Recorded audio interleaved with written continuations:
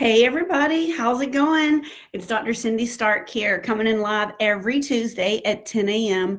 Eastern Standard Time. Today I'm so excited because we have another client interview, a client graduate from Soul Circle Academy, which is my online group coaching program. It's a 12-week group coaching program where we literally rewire your subconscious minds to get rid of any self-limiting beliefs, any old negative patterns of behavior that are keeping you stuck in your life, preventing you from where you want to get in your life, and completely open up your mind to the smorgasbord and the amazing, wonderful things that are in front of you that we literally can't see, because if we have a particular activating system full of all this programming, from religious programming to societal programming to parental program to educational programming, it literally, quite literally, clogs up the filter and lets you only see things that match your clogged up, gunked up filters. And 95% of our belief systems were built and ingrained into our subconscious mind before we were 7 years old. So it looks like Hannah is having some technical difficulties. So I'm just going to keep talking here. And if I keep looking down, excuse me, I'm not distracted. I am just communicating with Hannah over the text message here. So if you are here live, if you don't mind, please let me know where you're calling in from, and just type in the comment section #live. And if you're catching it on a replay, please write in #replay. So today, Hannah, she's coming in to us to talk to us today from New Mexico. She has 3 kids, ages 4, 10, and 14. And she completed my program late last year. And she's going to tell you the story of how she went from just being so full of self-doubt. She went back to school. She was a teen mom, and she went back to school when she was much older. Not only did she go back to school to get her bachelor's degree in psychology, but she did not finish high school in the typical manner and got her GED because she was pregnant. I can't remember what she said. At 15, I believe she said. She'll tell us the whole story. And then she goes back to get a university degree, and all of this self-doubt and lack of confidence, and just completely her particular activating system was full of beliefs of you're gonna fail. Everything you do, you fail at. So she thought she was just consumed. Can you imagine going into college thinking that every single thing that you're doing, that you're gonna fail at? I mean, that's not a good way to make any great grades, or even have any ability to show up to class every day. Good morning, Pat. Good morning, Mom. Yay, I'm here. And Jenny's live from Melbourne. And yes, Jenny, Hannah is amazing. I hope she makes it in here soon. I don't know what is exactly going on. I don't know whether to talk about some of the things that I know that she's going to talk about, or I think I'm just going to talk about what we do in our program, so that when she joins, she can just hit, yeah, she's in. She said she's home. She's getting her computer on, and the computer is loading. So you don't have to worry about getting her. Let's not give her too many things, Jenny, to respond to. She's going to be here in just a second. Hey, Judah. I don't know if it's pronounced Judah or Jutta. And hey, Kathy, I'm glad that wasn't a someone hacking you. And here she comes. Yay, Hannah. I didn't want to tell too much of your story. I wanted to save it for you. Take your time. Don't you worry about it. I'm just going to keep talking. All right. Until you're ready. You can just give me a thumbs up when you're ready to start talking. But right now, just let me know when you're ready. I am committed to coming in here every Tuesday at 10 a.m. Eastern Standard Time, just trying to help you guys figure out what all it is that is keeping you stuck where you are in your life, and just little tips of the tools that we use in our transformational program called Soul Circle Academy to get you where you want to go in life, because you're boundless and you're limitless. And I always say your divinity, and ingrained in our body. So the world is your oyster. You can do anything that you want. So are you ready, Hannah? You ready? Okay. All right. Well, welcome to the stage, everybody. Hannah Brooks coming in live from New Mexico. I know she's on the carpool train, coming in hot, getting these 3 kids, ages 4 and 10 and 14, to school this morning. So why don't you tell us a little bit about yourself, so people know who you are and what kind of your situation is in life right now. Well, I am 31. I am a full-time college student, a mom, a wife, Um, let's see. Right now, I'm just all about school and the kids and my husband. Okay. Um, let's see. I've had a lot of trauma related to abandonment. Um, my parents, they had some mental illness, and they loved me the best they could. I mean, ultimately, it was hard on me, but they did teach me how to be compassionate and understanding um, towards others. But I kind of left myself on the back burner, and so for a long time, and I ended up having um, what's the word, trauma behavior, which I know we're all pretty familiar with after watching some of Cindy's lives. Things like codependency and um, anxiety. Yeah, so What that's are like, one thing I wanted to ask you, Hannah, is just tell everybody kind of where you were, but before joining Soul Circle Academy, like how much counseling and working on yourself had you done before you came into the program? um, I've done a lot of counseling, um, probably with multiple people. I had one that I loved so much, and then she resigned from her position, and then the new one, you know, our report wasn't that great, and so I kind of just stopped going to her. And again, I put myself on the back burner for some time, and I tried different things like reading, lots of reading, self-help books and things like that. But I think really where I was, especially when the pandemic hit, I just think it made my anxiety so much like around me. It was just so full. And I think with that and the behaviors that I had,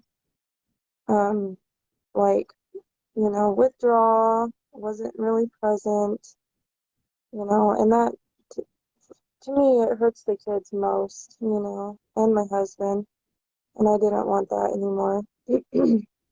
Yep. um, Either, my husband deploys and, I become super independent, and then, he gets back home and then I'm like way too codependent. So I'm like either or, and there was no happy middle.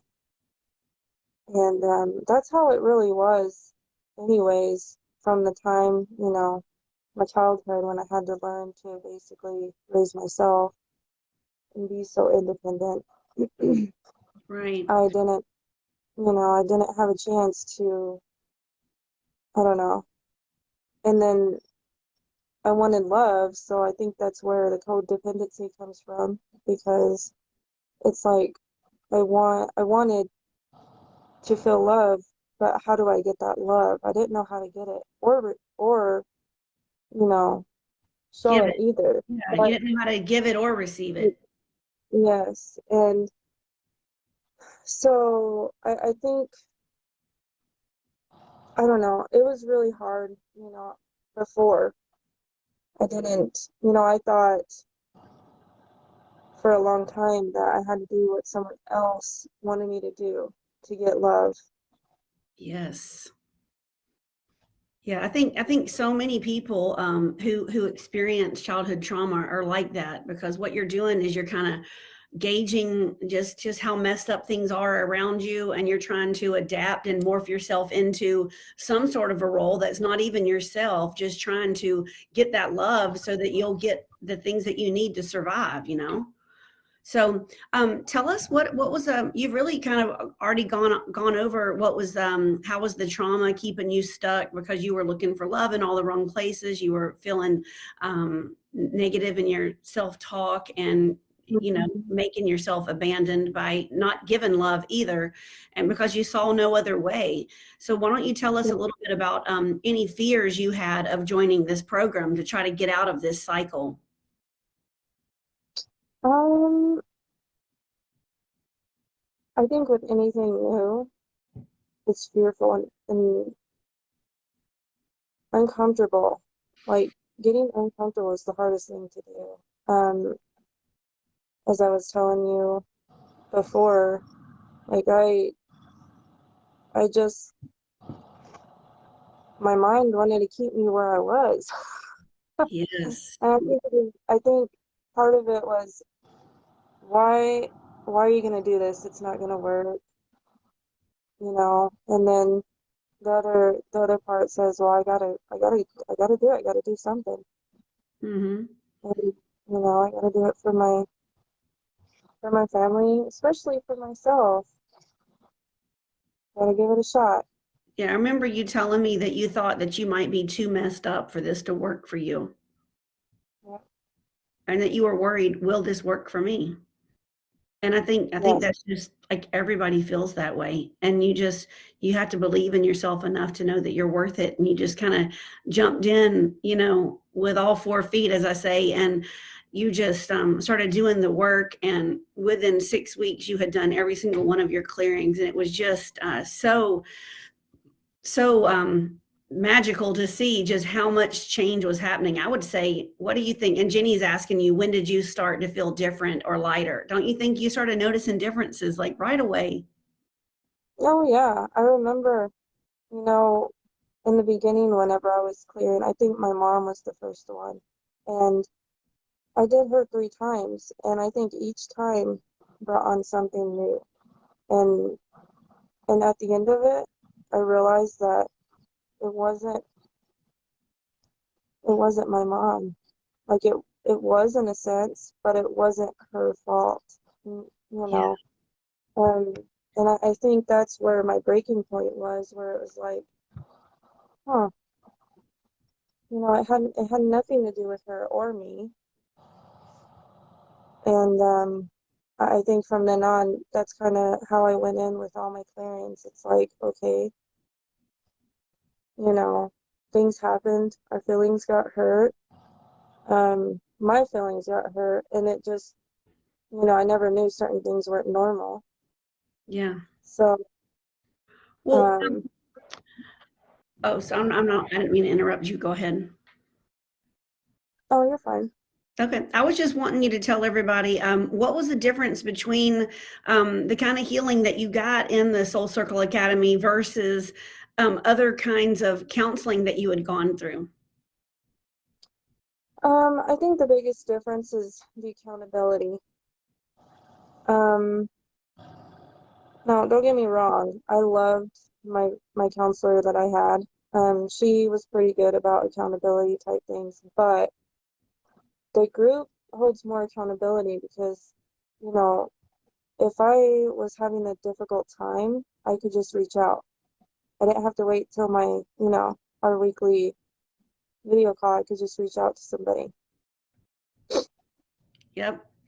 And another thing I remember you telling me is that when you had developed a relationship with one counselor, and then if they ended up transitioning to another job, that their replacement was just nothing like the other Mhm. person, and it just made you feel more lost. Yes. I think in a way it kind of put me back further, Yeah. which I understand. Not everyone's gonna be, your cup of tea, but it was kind of like I had to relive through all the things that I already had talked to the first one about. Yep. Yep. So, what was some of the growth that you saw while you were in the program? And Um, Jenny's even asking, would you say that you grew a little bit more with each weekly group session? So it's pretty much the same question. So what kind mhm. of changes did you start noticing? um, well, the world around me. There you go. I mean, uh, more opportunities. I wasn't just in my head anymore, worried, worried about things that I didn't need to worry about.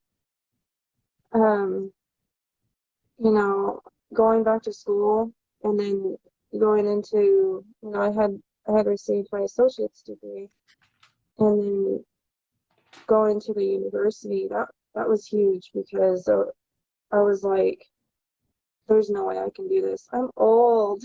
I'm so How old were you when you started college? old. Well, I've been going on and off, but recently, let's see, I started back in 2019 at a slow pace. So I was only taking like 2 classes at a time. And then I think it was just last year that I started taking 4 classes at a time. Mm. So I was like, the negative self-talk can kind of ruin things for you, the anxiety, but I just push back. Now I push back and I can see more. So inspirational. So what would you say is different now that you've completed the program? Mm, well, it kind of piggybacks on what I was just saying. My relationships are even different. Yeah, that's what I I was going used to say. You were telling me about how you're more open-minded and loving now than you used to to, be. yes, I I don't I don't sit in my thoughts anymore and just think that it has to be one way. Realizing that everyone has different viewpoints. Um, and all of that is normal. Um, Realizing that what I have to say is important just as much as what the other person has to say. Um, it's just been so enlightening. Yeah. And I know you were telling me too about the emotional maturity that you have and how you know in order to keep yourself healthy, you have to have alone time now. Yes, it's so important. And I crave it now too. I have to sit and think about, my behaviors because they do try to sneak back in always because that's what's, safe. Yeah. And that's the power of the subconscious mind. It runs 96% of the show, and its main job is to keep us safe. So it knows that we've survived, right, for the other 31 years, have this limited view system of the world. And so it just keeps you just so contracted and safe. And now you're, who knows where you're even going to be next year? How much further do you have in college? For my bachelor's, I have 6 classes left. And then well, here I am talking about counselors, but I am planning on going for my master's for counseling. Yeah. Yeah.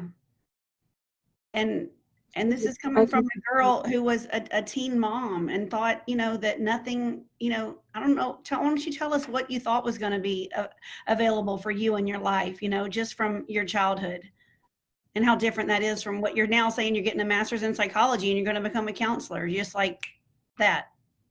hmm it definitely was not this. It was not this at all. I mean, I codependency, right? So going back to that, I think it was more of like, what did someone else want for me? You know, Yeah. um, that kind of that kind of thing, where I'm just gonna do what somebody else wants for me because they'll love me, kind of attitude. And whether or not it was to be at home, go to work, Yeah. whatever, I just think and that's just a classic thing for women too, is just how can I serve you? What can I do to serve you? You don't even think about what you need for yourself. You're just like, what else do you need? What else do you need that I can do? What else do you need that I can do? And then it it's just no one, women, and it's just the fact of the matter. It's no judgment. It's just patterns and patterns and centuries of behavior, but this isn't how women normally think. And now, yeah, like Jenny said, wow, you're only 6 classes away from graduating. You're a powerhouse. Thank It's you. just amazing. Tell us about how the relationships change as far as boundaries with your kids. Tell us a little bit about that. Well, they no longer rule the roost. I used to do everything for them, everything. And I never realized, I thought it was me showing them love. And I never realized that they need to learn, the responsibility of life. And that includes chores. I would give them chores, but it would be like little things here and there. And now they have chores that they have to do. And, if I need additional help with anything, I ask, and usually they're pretty open to do it. Um, we're still learning a little bit, but it's a lot better. My 10-year-old daughter, she is learning boundaries herself. So we, I think it was one night, I was like, I really gotta go to bed. And so she usually wants me to braid her hair, and I love to do it. But I told her, I'm going to bed at this time. If you want me to do it, please come, ask me prior to me heading to bed. And one day she didn't ask, and she got mad, and I said, I let you know ahead of time when I was going to bed. And so I think with that, our conversation, she was okay. She didn't throw a fit. Yeah. So I think it's getting better. And also, I want her to learn that she can also put up boundaries. Yeah. So who would you say had the harder time with the new mom and her boundaries, the 14-year-old or the 4-year-old? Mm,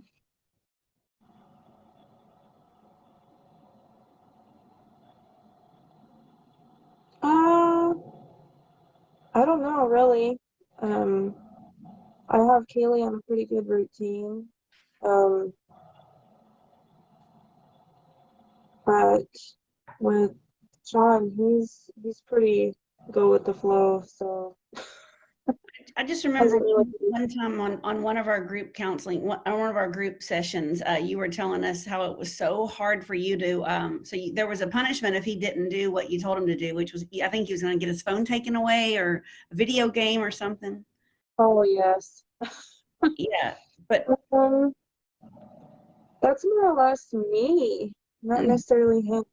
Um, I was like, I wanted so much for him to be successful that I didn't realize that he needed to learn the responsibility.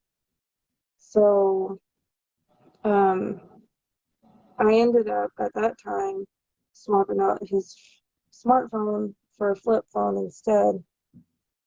And I think it helped him a lot, but it was hard for me to do yeah, because it's like, um, I don't want my kids to be mad at me either at that time. And now I'm like, and now it's like if, they're gonna learn. They're gonna learn from their own mistakes, and I'm not gonna try to keep them from learning those mistakes. yeah. Well, I remember you helped me with boundaries with my own kids, and so I think sometimes when I'm weak, you help me and the other people in the group, and then sometimes when we're strong, we can help you. So yeah, maybe it's us that has the hardest time with the new boundaries because we're the ones that have been in this pattern of behavior for 31 years or 52 years. Well, I know we kind of already touched on this a little bit, but I did just want to ask you, how did you did your relationship with your husband change, and just how y'all would start talking about, you know, your feelings and all that, and then how did things with your school change? With my husband, I think, you know, he's still getting on board. Uh-huh. I think mostly, it has helped him to go for his goals on his, you know, on his own. Um, I am way more talkative than he is, so I think he kind of struggles with that. However, he is a wonderful listener. Mhm. Mhm. And then what about school? Can you tell us about that time, about the Pell Grant and how you had to do an appeal Oh, yourself? so because of all my past behaviors and I was in and out of school a lot, I have too many attempted hours, and so I had to appeal the financial aid. And I was, when was that? That was last year, I think. Yes, for fall.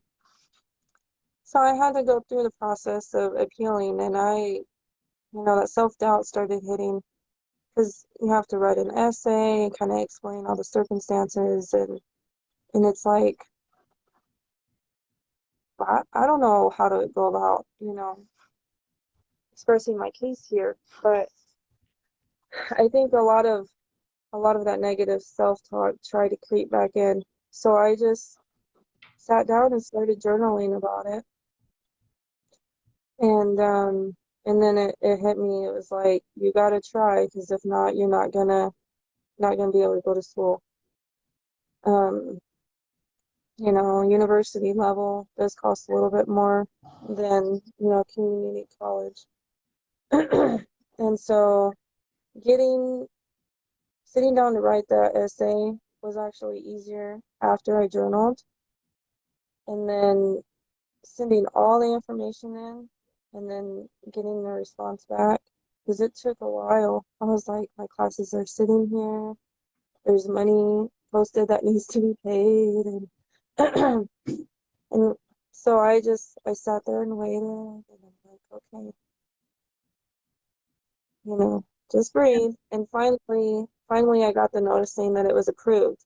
And I was approved on I had to take exactly what's on my degree, which, you know, that's my plan anyway.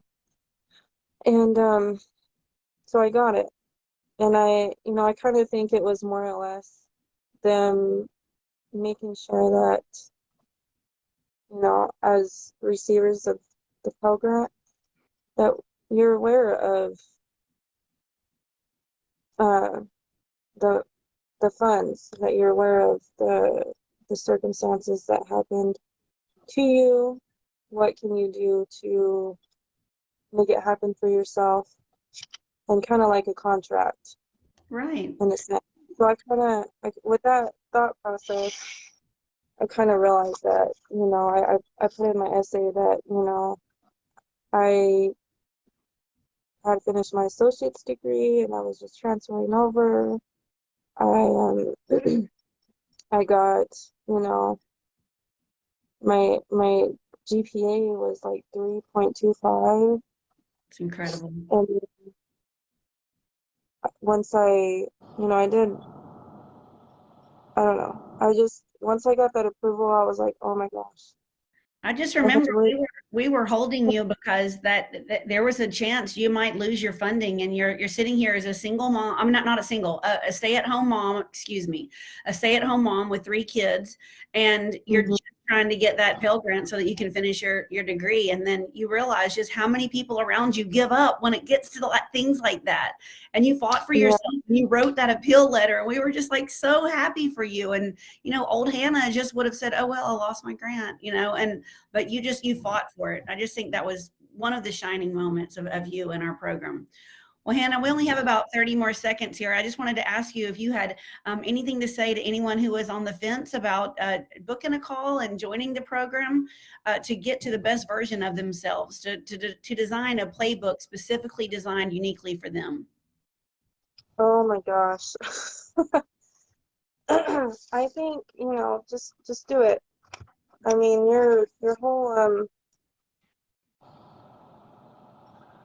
everything, I mean, depends on you. I know it's hard to start something new, and I know it will be hard work for you because it was, but you deserve it. Everyone around you deserves it. You deserve it. That's awesome. Thank you so much. I know you were telling me one point that you owe yourself enough to heal so that you can really live. Because living like that really wasn't living. And that now you're actually living, and then you're an example for everyone behind you. Well, Hannah, thank you so much for coming on this morning. It's been so great to talk to you and share your story of resilience and persistence. And I'm just so proud of you. I'm always going to be your biggest cheerleader as long as you live. And we just love you so much. And again, guys, I'll be coming in next Tuesday here at 10 a.m. Eastern Standard Time, and just to help you figure out how you can be like Hannah and have the life of your dreams and stop living small. And Hannah, it's just been so good for everybody in this audience to say hello to you this morning. And thanks everybody for being here. And I'll see you next Tuesday at 10. Bye. Bye.